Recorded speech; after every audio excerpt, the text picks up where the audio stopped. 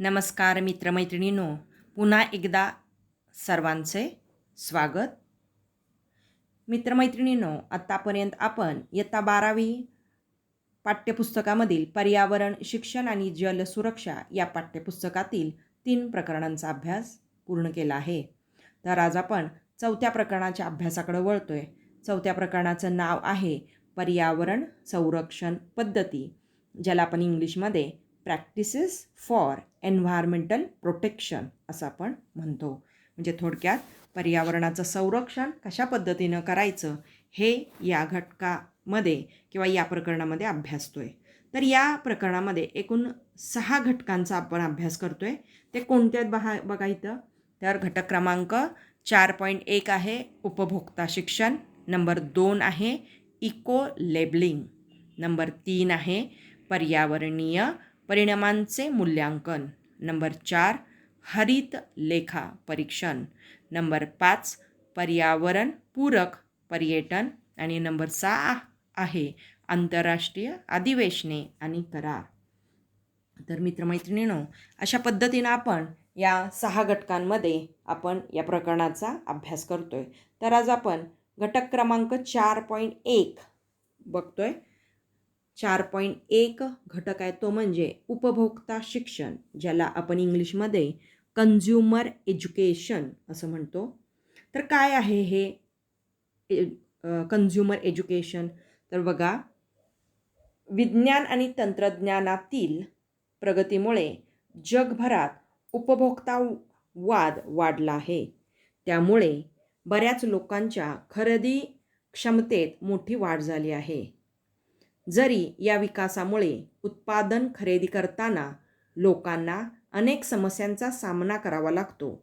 त्यांना जे उत्पादन मिळत आहे ते त्या किमतीच्या योग्यतेचे आहे का? उत्पादने विषारी रसायने, कीटकनाशके आणि भेसळयुक्त घटकांपासून मुक्त आहेत का? वरील शंका व प्रश्नांवर उपभोक्ता शिक्षण हे एकमेव उपाय आहे. तर आपण इथं बघतोय, उपभोक्ता शिक्षण म्हणजे ग्राहकाला परवडणारा खर्च, बजेट क्षमता व खरेदीविषयी जागरूकता यांचे ज्ञान देणे होय. म्हणजे तुमच्या लक्षात आले असेल मित्रमैत्रिणी की कन्झ्युमर एज्युकेशन हे किती महत्त्वाचं आहे. कारण आज आपण खरेदी एवढ्या मोठ्या प्रमाणात करत असतो, पण ते जे काही वस्तू आपण खरेदी करतो ते आपल्याला परवडणारं किंवा बजेटमध्ये किंवा खरेदीविषयी आपल्याला त्याची जागरूकता आहे का, याचं ज्ञान आपल्याला आहे का, हे पाहणं खूप महत्त्वाचं आहे. आणि हे जर आपल्याला ज्ञान त्याबद्दलचं घ्यायचं असेल तर आपल्याला उपभोक्ता शिक्षण गरजेचं आहे. आता उपभोक्ता शिक्षणाची गरज काय आहे आणि त्याचं महत्त्व का आहे हे आपण बघूयात. तर एखाद्या देशाची आर्थिक स्थिती आणि तेथील नागरिकांचे कल्याण हे एकमेकांशी जोडलेले आहेत. जेव्हा देशातील लोक खरेदी करताना योग्य निवड करण्यास सक्षम असतील तेव्हाच हे दोन्ही साध्य होईल, जेणेकरून त्यांना त्यांच्या पैशाचे योग्य मूल्य मिळेल.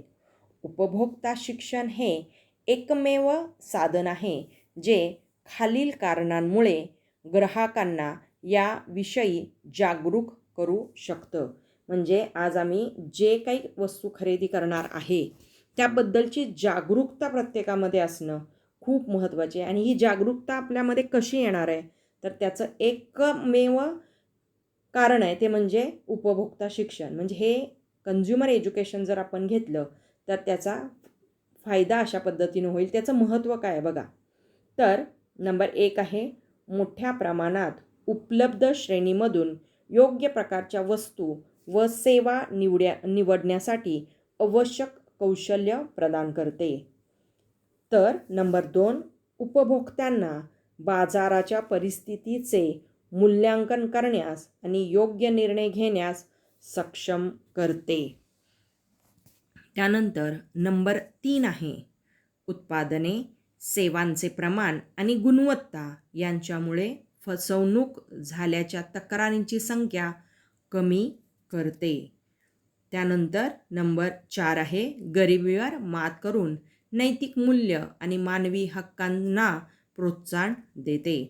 आणि सगळ्यात महत्त्वाचं आहे ते म्हणजे पर्यावरणपूरक वस्तू वापरून शाश्वत उपभोग साध्य करते. म्हणजे हे इतके मोठे फायदे आहेत या उपभोक्ता शिक्षणाचे की याच्यामुळं लोकांची फसवणूक होत नाही आहे. त्यांना योग्य पद्धतीमध्ये जेवढे पैसे आपले दिलेले आहेत त्या पद्धतीने योग्य पद्धतीनं त्यांना जी वस्तू खरेदी करायची आहे त्याच्यामध्ये कोणत्याही प्रकारची फसवणूक न होता त्यांना ती वस्तू त्या मूल्य जे असेल त्या योग्य पद्धतीनं या लोकांना मिळू शकते. आणि या सगळ्या गोष्टी आपल्याला माहीत असणं गरजेचं आहे. आणि हे माहीत कशामुळं होणार आहे तर उपभोक्ता शिक्षण. म्हणजे थोडक्यात उपभोक्ता शिक्षण हे खूप महत्त्वाचं आणि गरजेचं आहे. या एका उदाहरणावरून आपल्या लक्षात येईल बघा.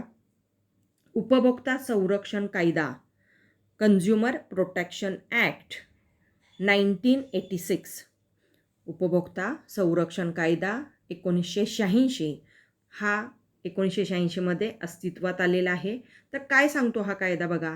तर 1986मध्ये भारतीय संसदेने मंजूर केलेल्या उपभोक्ता संरक्षण कायदा खालीलप्रमाणे अधिकार प्रदान करतो. म्हणजे व्यक्तीला कोणते अधिकार दिलेले आहेत या संरक्षण कायद्याने, उपभोक्ता संरक्षण कायद्याने. तर नंबर 1 घातक वस्तू आणि सेवांपासून संरक्षण करण्याचा अधिकार.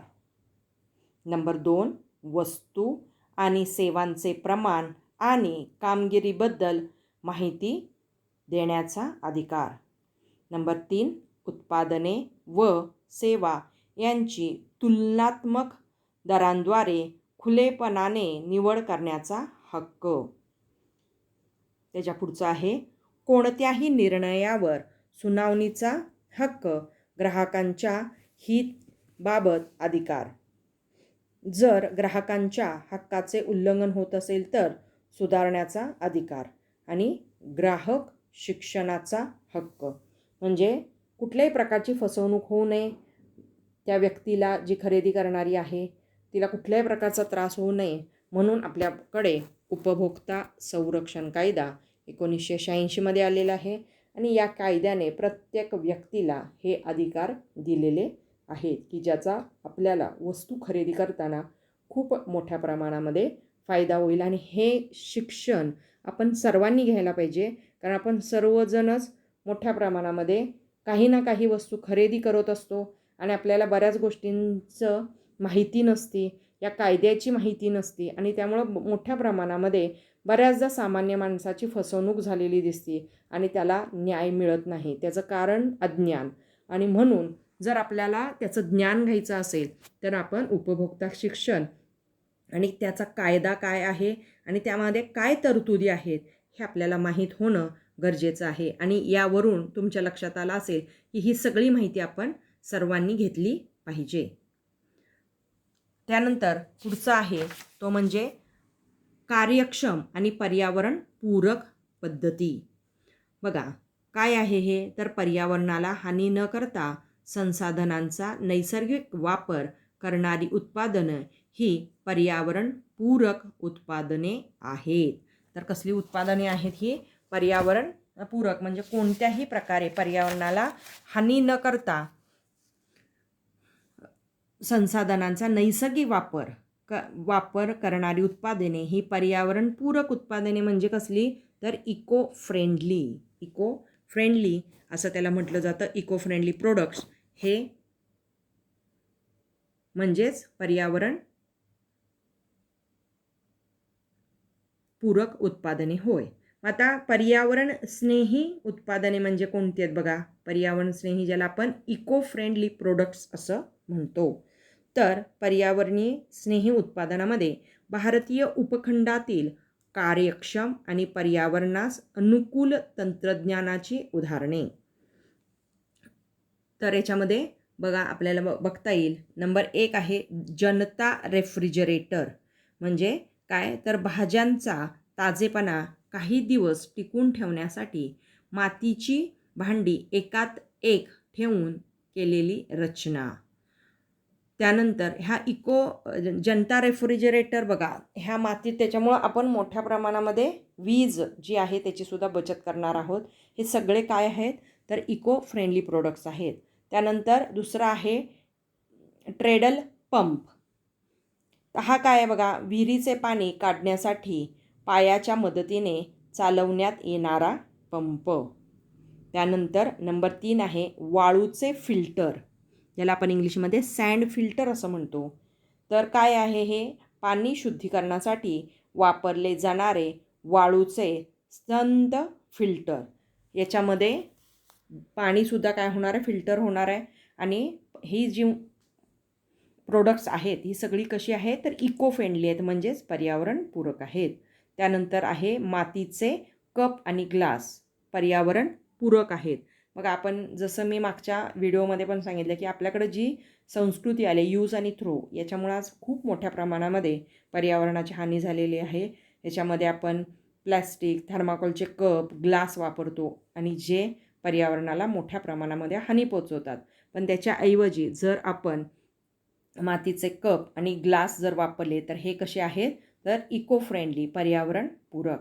त्यानंतर झाडांच्या पानांपासून बनवलेल्या पत्रावळ्या, ह्या पण कशा असतात तर ह्या ज्या पत्रावळ्या आहेत ह्या जर आपण वापरल्या आणि नंतर जर आपण कचऱ्याच्या याच्यामध्ये टाकून दिल्या तर त्या डिग्रेड होतात, म्हणजे त्या कुजण्याची प्रक्रिया होती, ती पर्यावरणाला घातक असू शकत नाहीत. म्हणजे त्यांच्यापासून आपण वेगवेगळ्या प्रकारचं खत त्याच्यापासून, म्हणजे ते कुजल्यामुळं पर्यावरणाला कोणत्याही प्रकारची हानी पोचू देत नाहीत. त्यानंतर आहे कंपोस्ट, म्हणजे काय तर सेंद्रिय खतांचा वापर, ज्याला आपण ऑर्गॅनिक मॅन्युअर असं म्हणतो, ऑर्गॅनिक वेस्ट ज्याला असं म्हणतो. त्याच्यापासून काय होतं तर हे सुद्धा कंपोस्ट जे आहे, यूज ऑफ कंपोस्ट असं आपण त्याला म्हणतो, की पर्यावरणपूरक. आणि नंतरचं शेवटचं जे आहे जैविक कीडनाशकांचा वापर, म्हणजे बायोपेस्टिसाईड, जैविक कीडनाशकांचा वापर. तर अशा पद्धतीनं ही पर्यावरणपूरक काही उत्पादनं आहेत की जे पर्यावरणासाठी अतिशय महत्त्वाची आहेत. इथं तुम्हाला छायाचित्र दिसतील ज्याच्यामध्ये सँड फिल्टर आपल्याला बघायला मिळते. त्यानंतर ट्रेडल पंप्स आपल्याला बघायला मिळतात. या छायाचित्रामध्ये तुम्हाला हे अशा पद्धतीनं इको फ्रेंडली प्रोडक्ट्स, पर्यावरणपूरक उत्पादने बघायला मिळतील. त्यानंतर पुढचं आहे बांधकाम किंवा गृहनिर्माण, ज्याला आपण इंग्लिशमध्ये कन्स्ट्रक्शन हाऊसिंग असं म्हणतो. तर काय आहे हे बघा, बांधकाम करताना सौर ऊर्जेचा वापर व्यापक होईल व वीज बिलात कपात होईल अशा पद्धतीची रचना करण्यावर भर दिला जातो. तर राखेपासून बनवलेल्या विटा आणि प्लॅस्टिकचे दरवाजे लोकप्रिय आहेत.